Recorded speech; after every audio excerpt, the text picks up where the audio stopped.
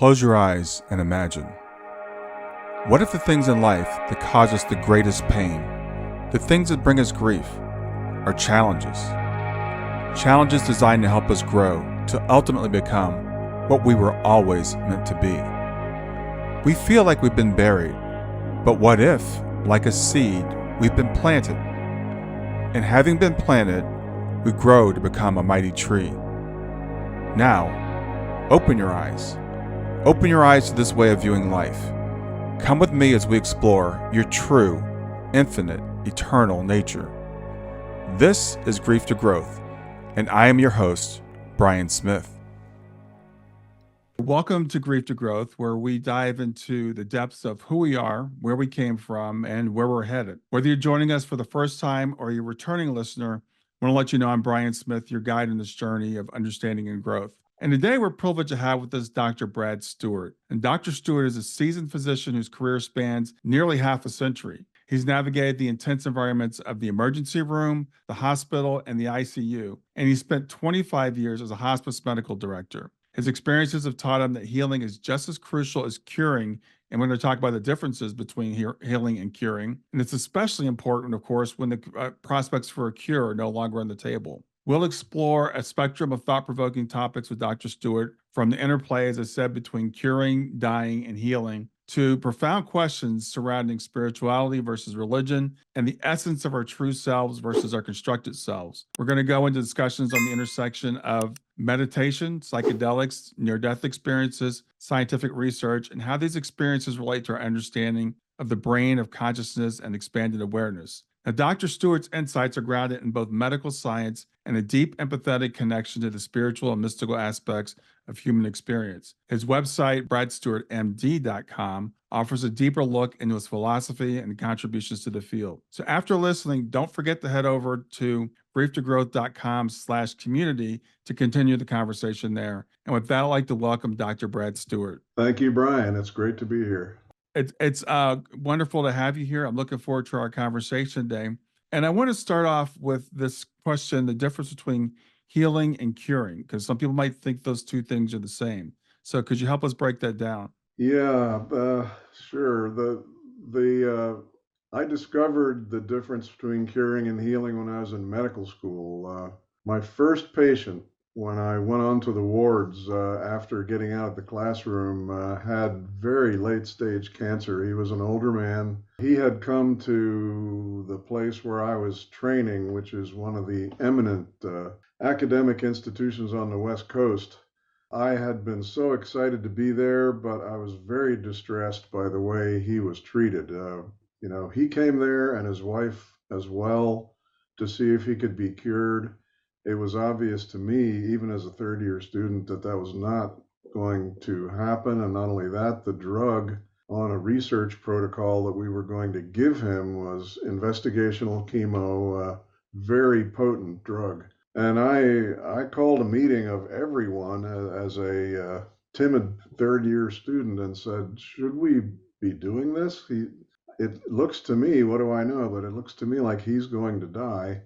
And if we treat him with this drug, I believe he's going to die sooner. And they decided to go ahead anyway. And sure enough, we treated him. I gave him the drug myself. And the next day I came in and the bed was empty. He had blood into his brain and died. And that experience changed me forever, taught me that curing is what we try to do when we want to make a disease go away so we can get back to what we think is normal. We may talk about what is normal, what we think is normal, where we want to get back to. Healing is more reconciling with who and where you actually are, especially as you become ill. Healing, to me, is a process of reconciliation and becoming whole as your real self, who you actually are, which can occur and which often occurs when people are so ill that they're losing function in their body and even in their mind. Healing is becoming whole no matter what is going on in your environment and with your body. It's a tall order, but I believe spiritually it became my mission to help people with that. And I think ultimately our mission here on this planet is to heal ourselves and our relationships with people who are close to us and even with strangers. Healing is the center of what I think we all are here to do. And that first experience woke me up to how important healing is, especially when we can't cure the illness.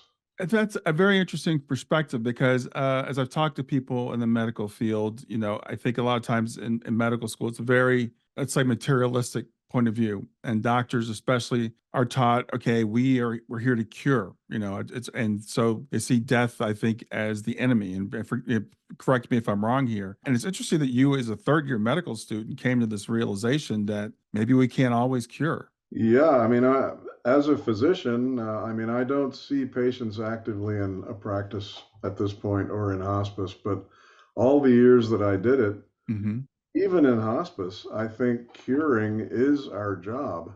The question is, what happens when we can no longer do that? What's left? And, the words that no doctor should ever say, and I hope you and your loved ones have never heard these words, but a lot of you may have. A doctor will say, "There's nothing more we can do," and that is so not true. There is so much to do beyond the point when you can no longer cure, and those are the patients in my practice. I did internal medicine for years in the hospital, in the ICU, and a lot of work in the emergency department, and you need to, as a physician, I think you need to find a way to deal with people eye to eye on the level when you can no longer cure. You need to stay there and be present, and just through your own personal presence, help the healing to happen as people go through that transition from "I've got to beat this" to "Okay, I understand now where I'm headed," and help people get oriented on that journey, because that amazing things happen on the journey to the end of life once you're aware that you are not going to be here forever. None of us are going to be here forever, so you can realize that right now if you want. That's another part of the spiritual journey that isn't necessarily medical. Yeah, exactly. As you said, none of us are going to be here forever. But again, I think that our society and even our medical society tries to pretend that way sometimes. I forgot where I saw the statistic about the amount of money that we spend at the end of life to extend life, whether it's days, weeks, months, whatever, because we don't want to let go. We don't want to, that the word surrender has a negative connotation. Well, that's, if it's okay, I wrote a book about this. If you don't mind, I'd like to talk about that a Yeah, little bit, please. because my book is called Facing Death: Spirituality, Science, and Surrender at the End of Life. Hmm.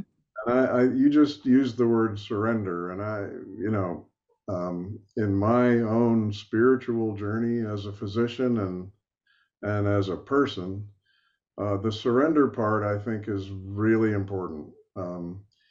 We in medicine, it is our job to halt the disease or the illness in its tracks if we can. Hmm. People in auto accidents. I've spent my time helping people come back from terrible trauma, and that's our job.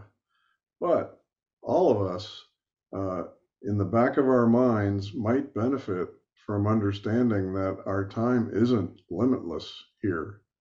There might be a place, especially once we may experience what lies on the other side of dying, there might be a place where time is not so much of an issue, but here, it pays to keep that in mind and live your life accordingly. Yeah, I think the word surrender implies that it's the end and that it's a negative outcome, that death is a negative outcome. And if that's your perspective, we would all fail, right? Because the death rate's 100%. Yep. Yeah, the mortality rate's very stubborn around the world. It's still 100%, as you say. And, it's just that if we didn't live our lives as if tomorrow was going to be roughly the same as today, it would be tough to go on. So Hmm. What we call denial when we're dealing with people who have a really serious illness like end stage cancer, I've seen lots of people who never really surrender to the fact that their time is coming and maybe soon. There are lots of people who really want to hold on. And you get to the point where I used to get impatient with that. And then I realized I was not being kind to that person. I was looking at my own interest. It was almost like I was saying to myself, look, I have to deal with your illness and with all your problems. Can't you be realistic so we can make plans? When I was younger, I thought that way. And then as Hmm. I went on, I realized, wait a second, people need to be where they are. And that's where you need to meet them. And sometimes you need to meet them. I have a chapter or two in my book about this. Sometimes you need to meet people where you don't yourself necessarily want to go, but it's your role to go there anyway and leave yourself and your own interests and prejudices behind and meet that person heart to heart or as close as you can get, and find your way through it together. And that's I think in medicine that's what the healing journey could be about. Sure. Yeah, I think you made a really important point there. As a doctor, we go to doctors because we want to be cured. We want our disease to be taken away if possible, or at least treated, to some extent. That's definitely that is the role of a medical doctor. But there is this idea, as we talked about it, but it's like life is finite. And, especially as we get to things like, let's say, dementia, or we get to terminal cancer, et cetera, we know not only is our time limited, we have kind of an idea of when it's going to end. And at that point, to not surrender is just a denial of reality. That is true. It's a denial of reality, but the question always is whose reality is the most important. And again, I've worked with lots of people where it was so obvious to me and everyone around that this person's time was very short, Hmm. but that wasn't their reality. And so there are ways, and I go into this in the book. There are ways to ask questions of people so that you get the message across that you think is important, not by telling them what you think the facts are, but Hmm. asking them questions that lead them to understand and realize what's going on. And again, there's the whole first part of my book is stories of people that I've worked with. And there was one young man I met in the emergency room, never seen him before. Turned out he had lymphoma, and it was progressing. He didn't really understand that or want to. We Hmm. spent probably half an hour. I just asked him a series of questions, and I kind of detail them in the book. And he came to say to me at the end of the conversation that he understood what was going on, and he told me what he thought was happening. And at that point, my job there was done. He came from out of town. He had to leave, and I told him, you might want to go back and talk to your oncologist and the other specialists. He had 5 different specialists. I Hmm. said, talk to them about what you just came up with yourself and see what they say back to you. And I'm hoping that's what he did, because he was equipped at that point to come from a healthy place, a whole place in himself, regarding his illness with his own physicians. Whereas before then, they were telling him everything was fine and he was going to do well. I'm Hmm. sure a lot of them didn't believe that, but they said that to him because they didn't want to pierce his armor. They didn't want to hurt him. And what's important to realize is coming to understand where you really are, and where you want to be and where you want to go, understanding all that's all inside your defenses and the doctor's defenses too, and getting behind those walls into where we really live, I think is a great way to go about the healing process. Yeah. I'm always curious. I work with people who have been or who are chaplains. I've taken some classes, and I work with a woman. She and I co-teaching things together. And there are a lot of chaplains involved. And from what I hear is like chaplains or hospice, they're not supposed to like influence other people in terms of their religion. So we're not there to tell people like, whatever. But when you're in a situation where a patient thinks, and it's just, and say it's distressing to them that this is the end, or that they're going to hell or something.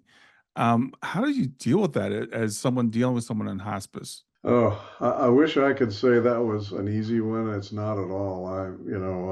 Back when HIV was a deadly disease, before we had any drugs or medications to bring it under control, Hmm. we went through a period in the early and mid 80s where people were just dying all around us. We were talking before we started, I live in Sonoma County, California. And we're up in the redwoods, and there's a town close to us that has a lot of folks come up from San Francisco and live there, and many of them are gay. And so we had all kinds of people dying of AIDS. And the most difficult situations are where people would have fixed beliefs that say God is punishing me for what I've done. And when a person believes that, you can't. I mean, I think an approach that doesn't work, because I've tried it and failed, is to tell them that what they believe is wrong.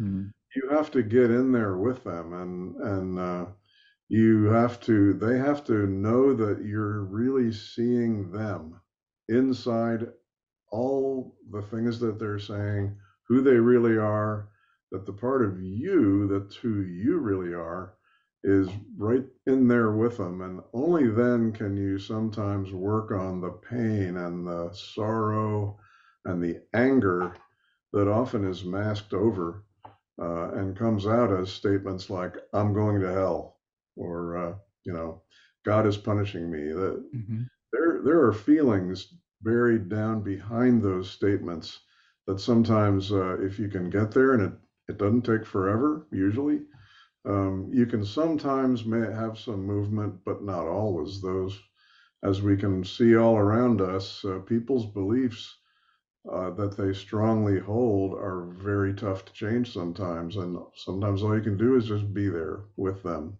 And at least, if nothing else, they're not isolated and lonely as much.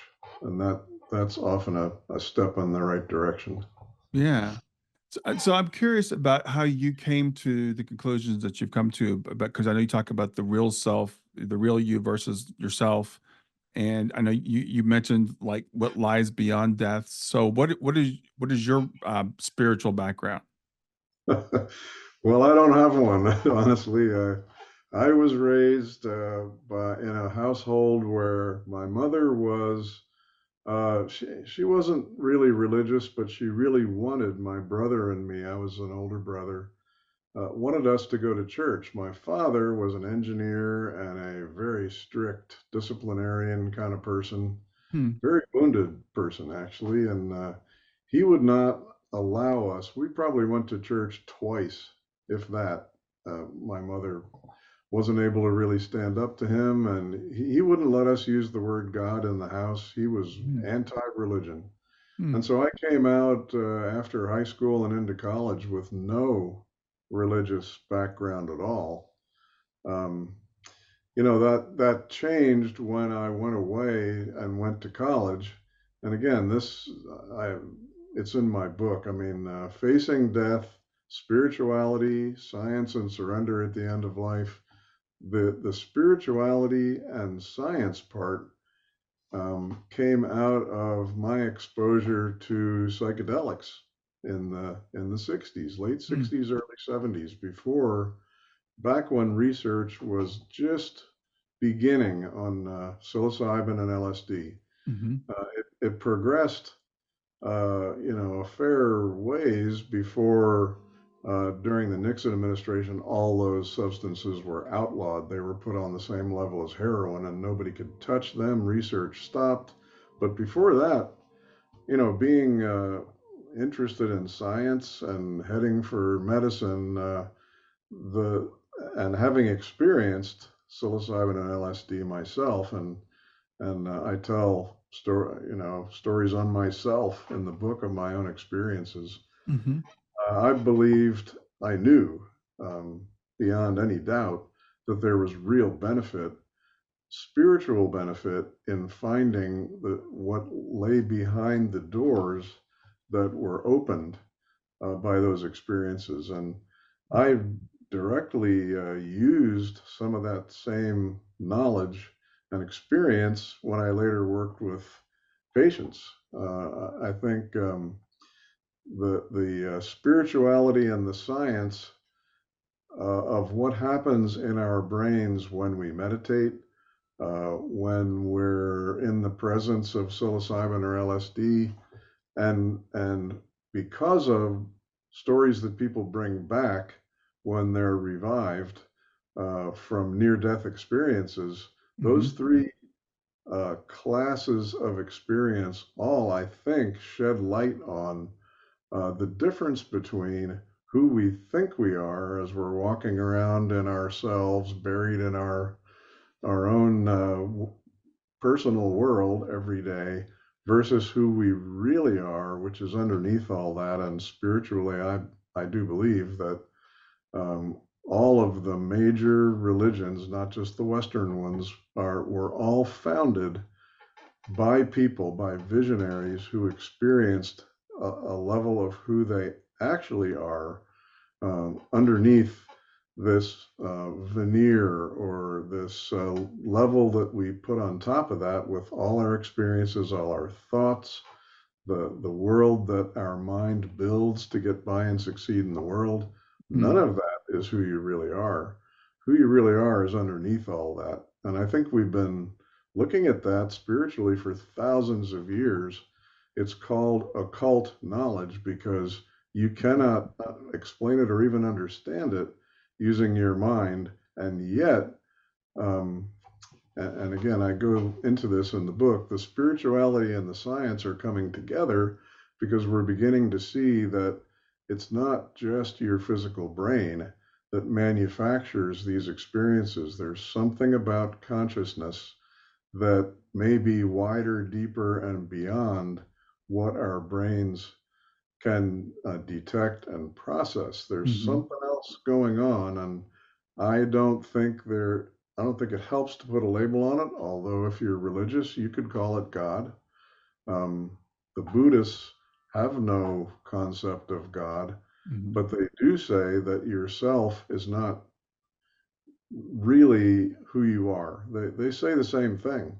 Hmm. Um, Even though I'm not religious, I'm fascinated by the New Testament and the Old Testament, but especially some of the things that Jesus said. I mean, when he said the kingdom of heaven is within, and not necessarily in the church of his day, I think he was talking about the same thing.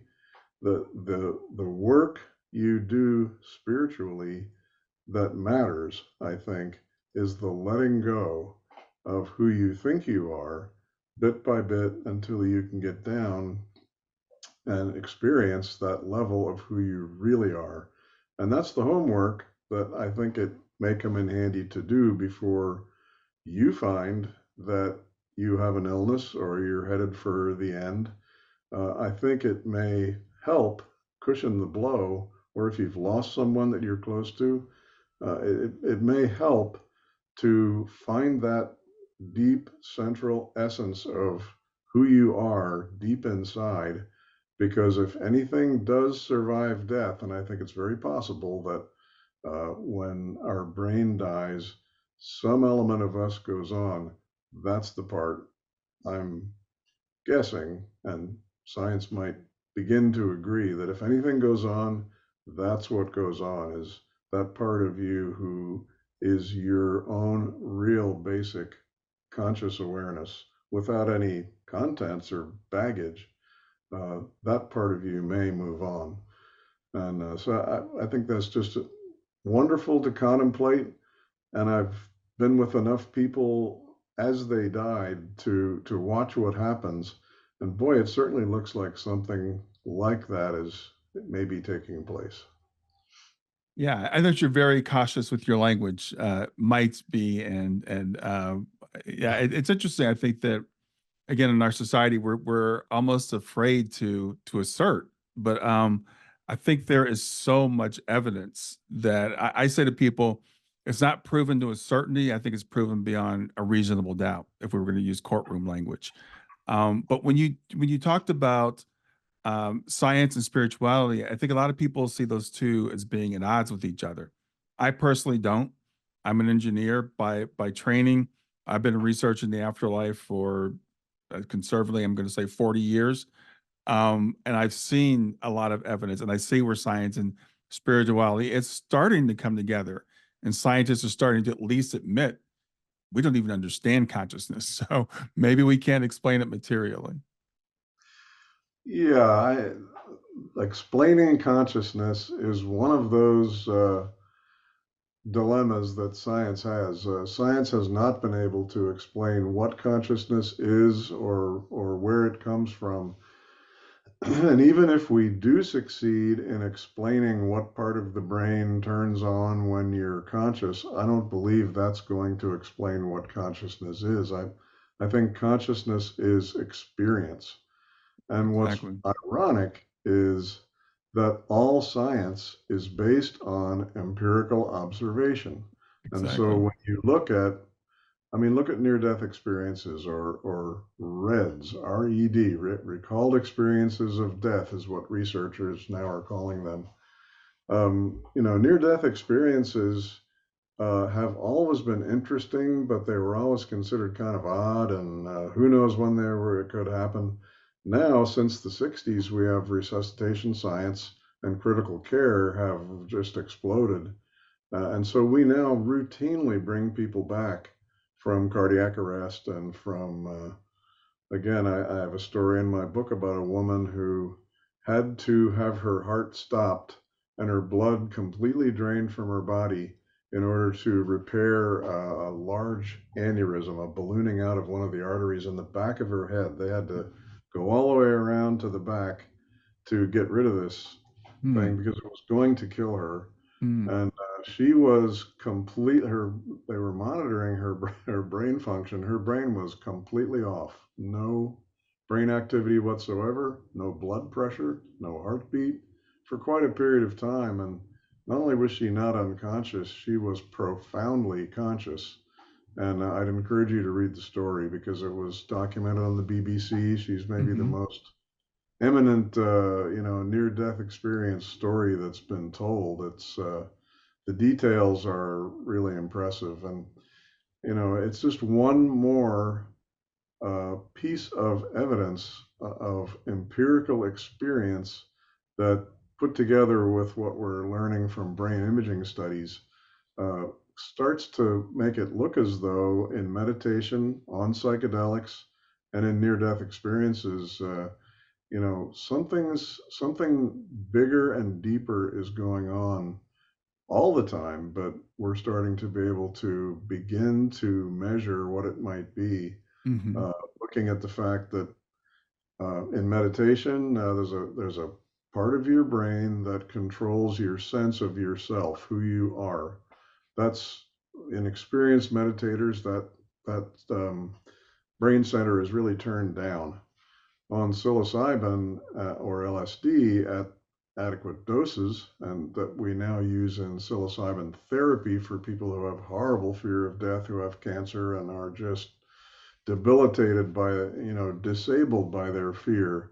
In 80% or so of cases in studies, those people lose their fear of death after a psilocybin session. The trick is you have to have a large enough dose of psilocybin that Hmm. it dissolves your sense of self. And it's only when yourself is out of the way that you have the mystical experience that allows you to begin to see what how the universe is actually made, what it's made of, what holds everything together, who you are, which is not a disconnected individual person. You are all of that.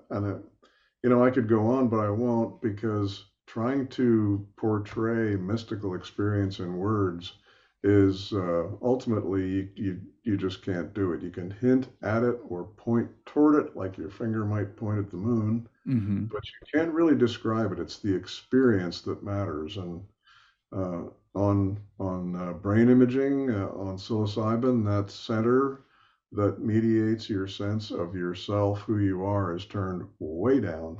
Then, of course, near-death experiences, it's turned totally off, and people have experiences that are even more profound than you might see on psychedelics. Hmm. And those experiences happen to people all over the world, regardless of what religion or no religion, what culture you come from.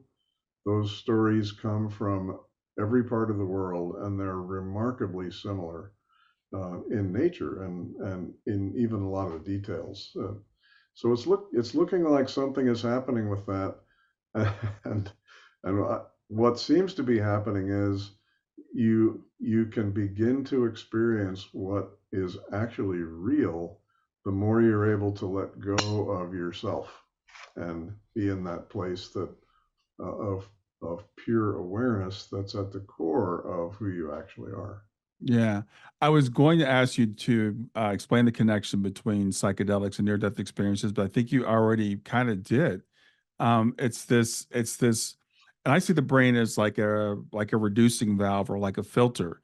And it seems like when we're able to turn that part of it off or whatever it is that presents us as a mask, we kind of see beyond the mask and see what's reality. And I've heard people that have had, psychedelic experience and people that NDEs also say, kind of like Paul said in the Bible, I can't explain it to you.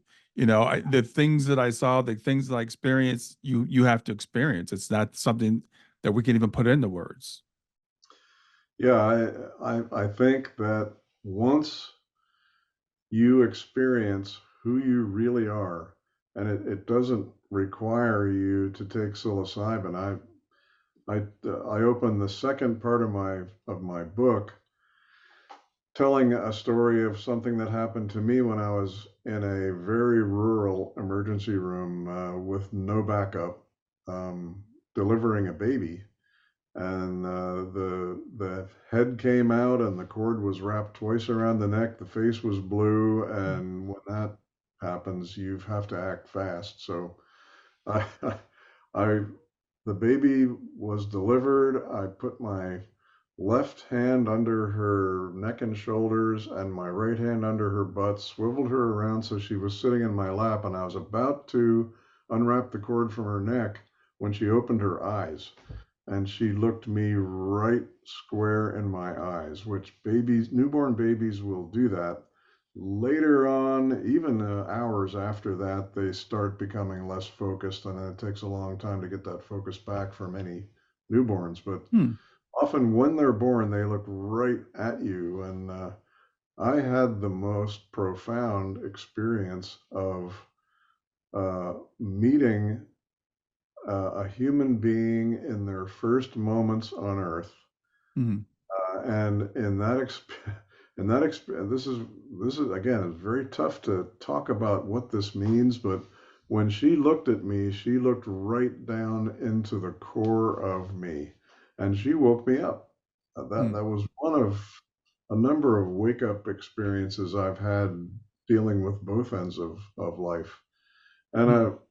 all I could attribute it to is she had just come from that other place that we come from before we come here. I don't want to, again, I'm very cautious about this because I don't want to get into things that seem way too controversial, because I want doctors to hear this too. Hmm. That place that we come from is where truth is real, um, which psychedelic experiences will teach you the same thing. But Hmm. when she looked at me and woke me up, there we were for a second, eyes locked, connected. You could say maybe soul to soul. I don't know. Hmm. And I realized after maybe 2 thousandths of a second that, hey, wait a second, I've got a job to do here. And I came back and took the cord off. She pinked up and got nice and healthy, put her back on her mom's breast, and the experience was over. It probably took 2 or 3 milliseconds of looking at each other Hmm. Uh, and in that little tiny amount of time, I felt like I had experienced eternity. And anyone can experience that same feeling where you lose yourself. When you're walking through the woods and you come out into a clearing and there's a huge redwood tree. I mean, I've had the same experiences in redwood groves or Yosemite National. I mean, there are many places where you experience awe, AWE. Right.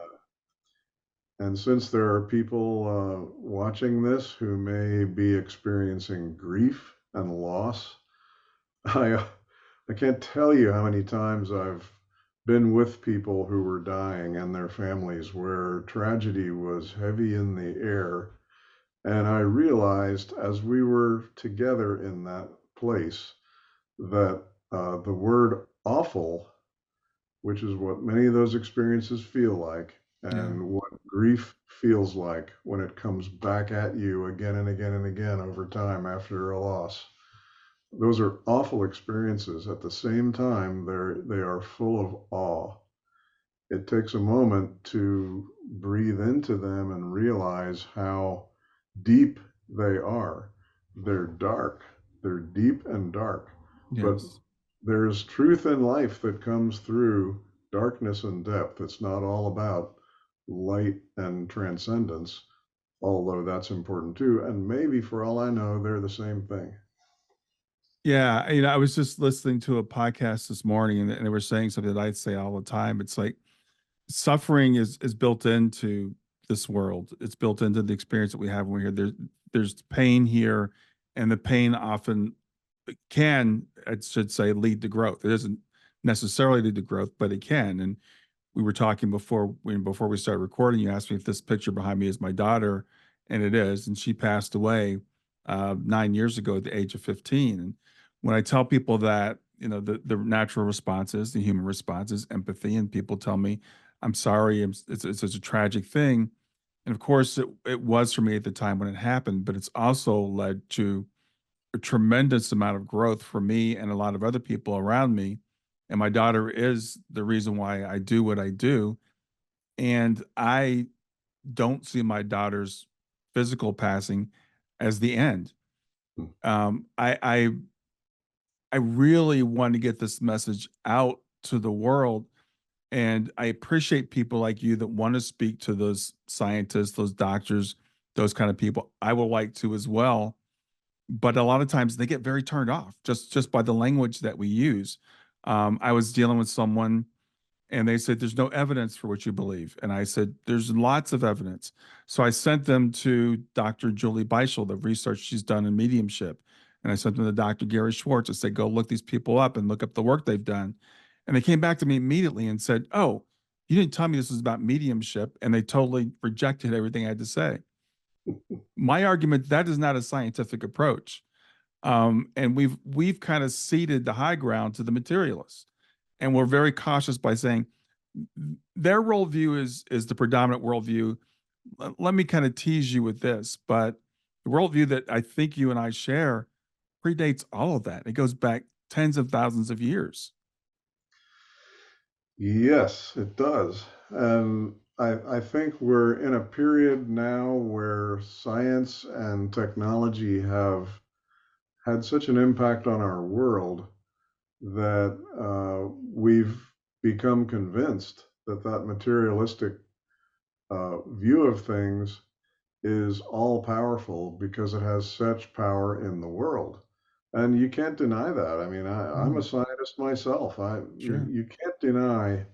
In fact, I think we're on the cusp of, everything in life that changes starts out pretty low rate of change, then begins to go, and then, like Malcolm Gladwell might say, there's an inflection point, and then it really takes off. Right. We're there in science.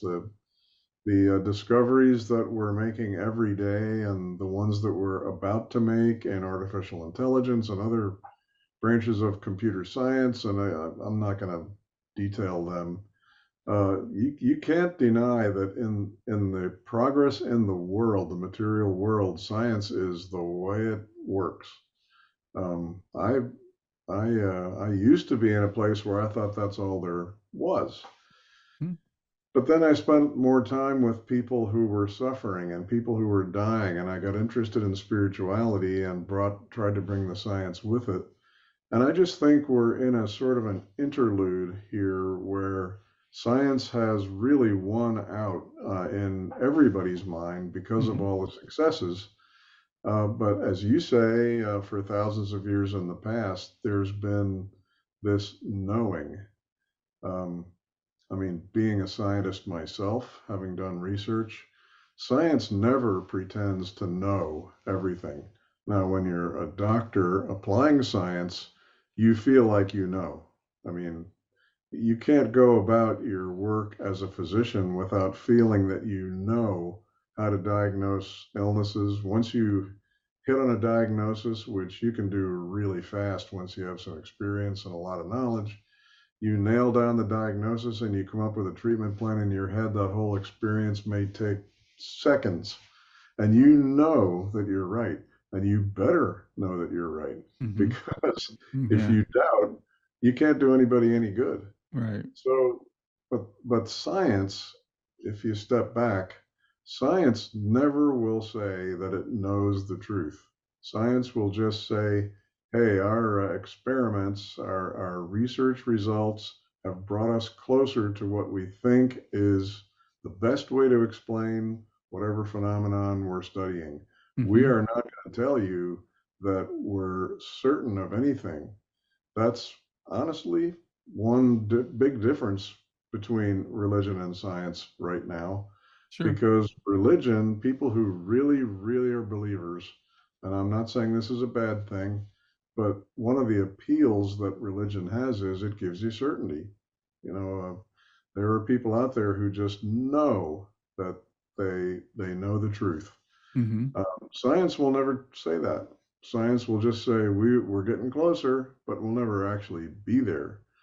And I think where spirituality and science come together now is, like you say, there's more and more empiric evidence, people's experience that lies outside what science tells us is true. And we've already talked about it. I mean, if Hmm. you experience psychedelics, or if you have a near-death experience, or in my case, I was diagnosed with cancer myself and had surgery. So far, it hasn't returned, but I've been through being told, you have cancer, Hmm. and that stopped my world pretty fast. And I actually, I talk about it in the book. I really descended into a very, very dark place. Sure. I tell that story, and I think I found the bottom of it.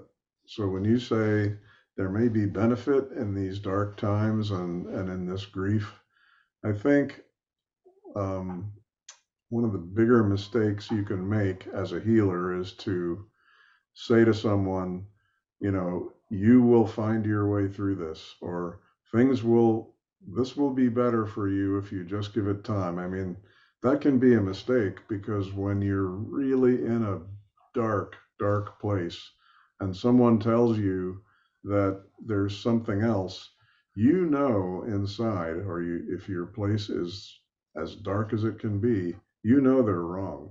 You are not capable of feeling any light when you're in a really dark place. Hmm.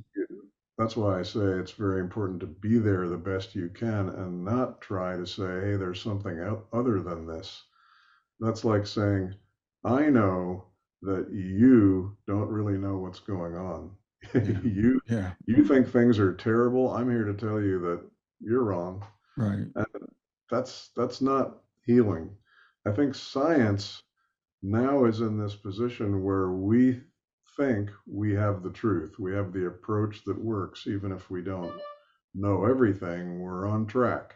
Hmm. Uh, Doctors, in particular, I think, really believe that the materialistic way of analyzing, doing experiments, and coming up with new theories is the way we will find the truth.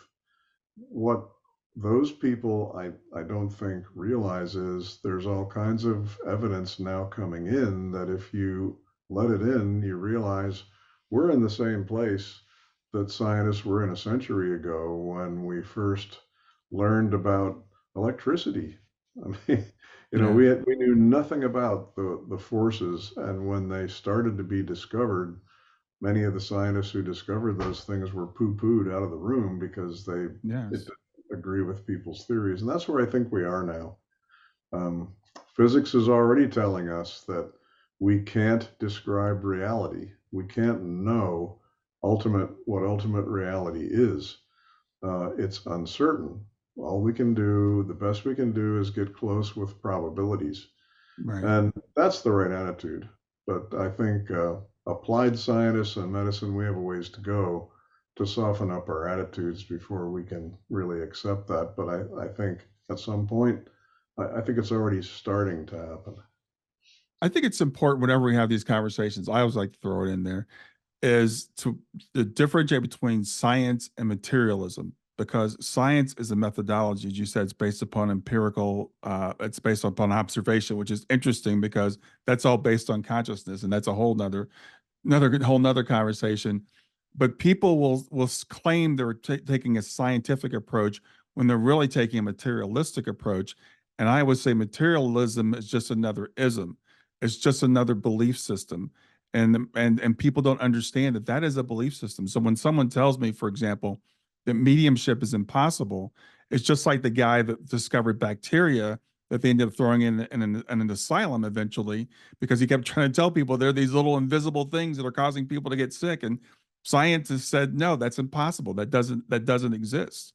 If we had said to someone a couple hundred years ago, there's this thing called radio waves that are invisible and they can travel around the world, and instantaneously, scientists would have said that's impossible. So I like to differentiate between being scientific and being materialistic. I think that's a great approach. I think where we are right now is, materialism and the scientific method that applies it and applies only that is so successful that in this world, on this planet, it rules. Hmm. Uh, the evidence that's coming in, though, is that some people have experiences that there is a world or a range of experience beyond that. And I think once that experience continues to accumulate, and once we get more brain scan evidence of what that's about, we'll begin to ask more questions. And I think physics may take us to a different place with that too. But we'll just have to see how that goes. Meanwhile, what I have to say about materialism is I used to be a devout materialist until I started working with people who I had to help them understand that they were approaching the end of their lives so we could make plans together that were Hmm. realistic and made sense and that were compassionate and merciful and not continuing to attack the disease and the person, until the moment that they died. I have seen a lot of people die in the ICU, and it's not pretty. Mm. I think that once we are able to understand that the materialistic outlook holds water and really matters until you start to understand that you're not going to be here forever or maybe even that long, Mm. then there are other ways of seeing things and relaxing into things that you can trust when you can no longer trust materialism because if your body is failing you, that was my experience when I was diagnosed with cancer. My body is manufacturing something that's going to kill me unless we do something about it. Mm. That really threw me for a loop. I had to take time off for a couple of weeks because I was Sure. so floored by that. I think once we get to where we understand that if you rely on materialism, you're not really surrendering. You're not really letting go. There comes a point where you have to find a way to let go regardless of what is happening in your material world. And that's where in meditation and with psychedelics, the letting go process, it gets real. You're able to understand that whatever you're thinking, whatever your beliefs are, whatever is going through your mind, you can let go of it.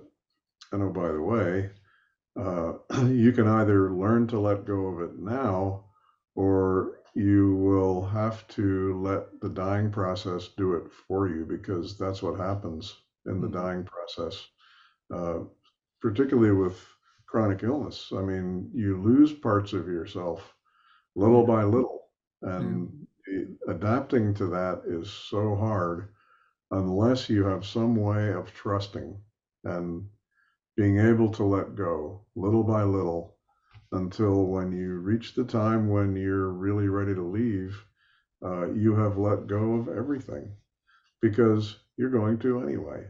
So Yeah. might as well get some practice before dying does it for you. Yeah.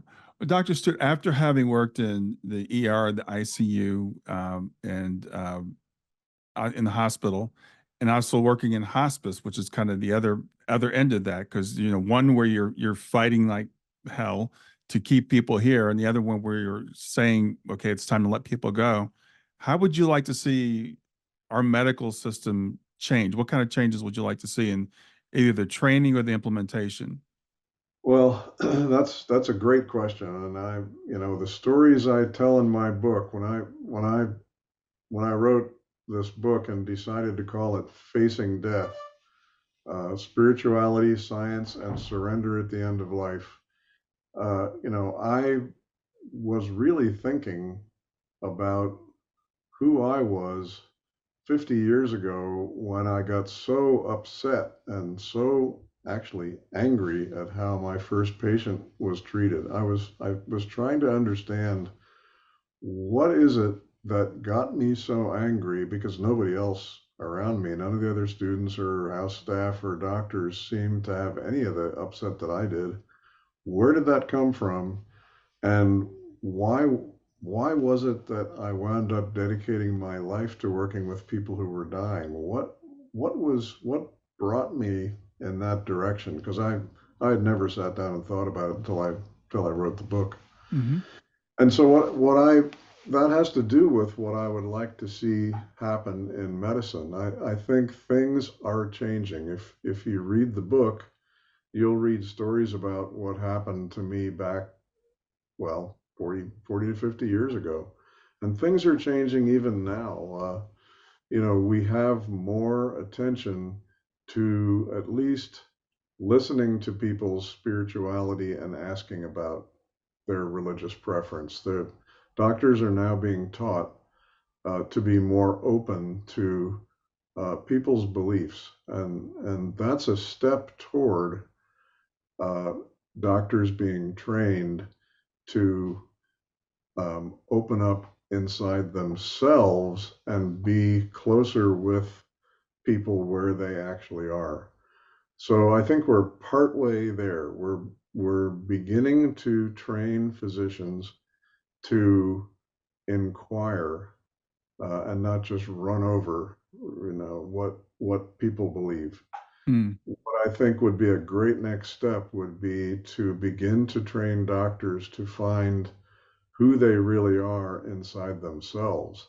Because my experience is that uh, you can become more than a curer as a physician. You can become a healer, Mm. but that doesn't really happen as effectively as it could until you find that place in yourself.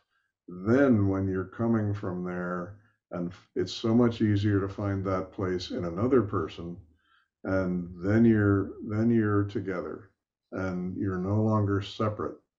I think physicians currently are still too separate from their patients, and the odd thing about that, and maybe the paradox is, If you say to doctors, hey, you got to become closer with your patients, they'll go, are you crazy? I'm half burned out already. Well, how do you expect me to? I already have compassion fatigue, but that's not what I'm talking about. Mm-hmm. You don't have compassion fatigue when you find that place deep inside, below your thoughts, where you are aware of who you actually are. Then you zero in through just a couple or three questions to that place and another person, and you're there together. Then your energy is coming from another place. It's not you, man, I didn't get enough sleep last night. I don't have the energy for this.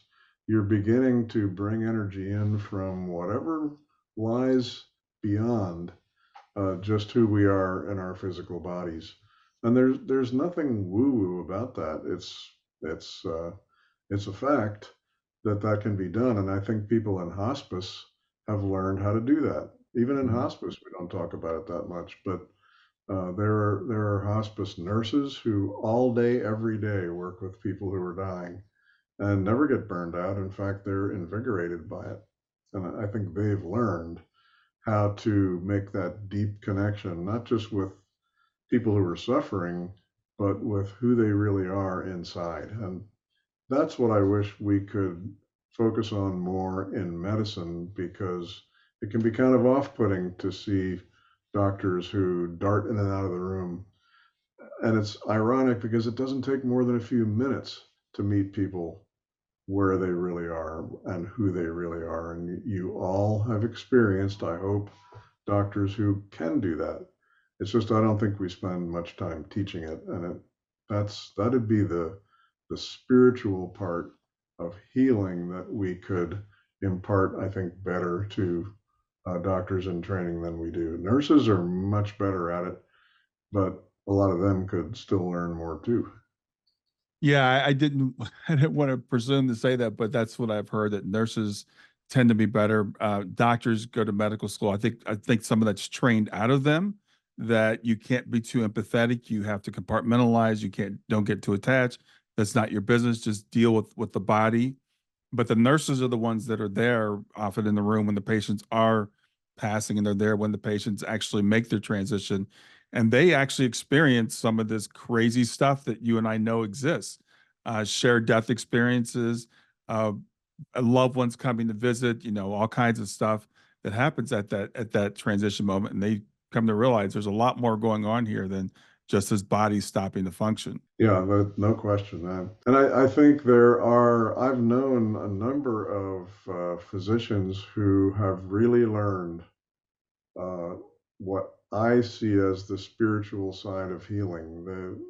I don't want to say that all doctors are, really are behind on this, but Mhm. I just think a lot of physicians have could open themselves to a place where their lives and their patients' lives and everyone around them would be better off and fuller and more whole the more of this that they learned.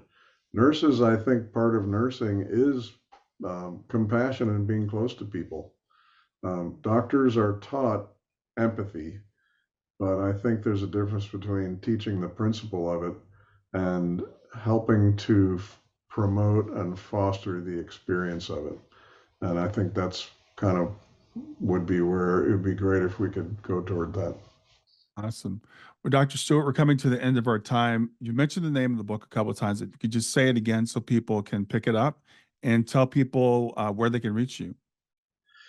Yeah, it's called Facing Death, Spirituality, Science, and Surrender at the End of Life. I might even have a copy here. Looks like that. I got some Yeah. bookmarks in there at places that I like. Yeah. It's available on Amazon and everywhere books are sold. Yeah. And your website is bradstewartmd.com. Is that correct? BradStewartMD.com, STUART. Dr. Stewart, thank you very much for being here this afternoon, and enjoy the rest of your day. Well, thank you, Brian. I really appreciate it.